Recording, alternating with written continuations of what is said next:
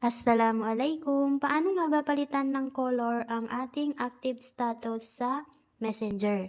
Yung kagaya nito guys, so 'di ba makikita natin na green ang nakalagay. Ibig sabihin ng green na 'yan ay online ang ating mga friends. So dito guys, pwede natin siya palitan ng ibang color. So paano natin 'yun gagawin? I-click lang natin itong 3 lines na to sa taas.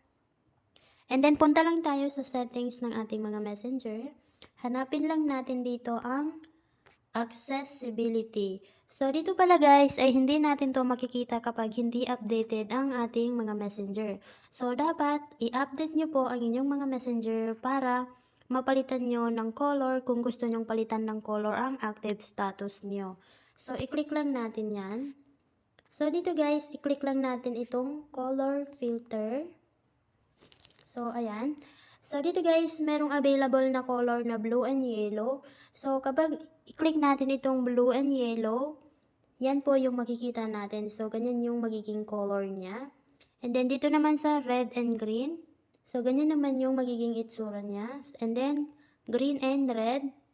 So, ganyan naman siya guys. So, depende sa inyo kung saan dyan yung gusto nyong ipalit. So, halimbawa, dito tayo sa green and red. So, i-click lang natin itong arrow na to sa taas. Ayan guys, since ang nilagay ko ay green and red, so ayan yung naging resulta niya. So, naging ganyan yung kanyang color. So, kanina green siya. So, ngayon ay ito na yung kanyang color. So, kung gusto nyo naman ibalik sa dati, ganun din. Hanapin nyo lang ulit ang accessibility and then color filter. Tapos, ilagay nyo lang siya dito sa unfiltered. So, ganyan. Balik na siya sa kanyang dating color. So, ganun lang kadali guys. Sana may natutunan kayo sa video na ito.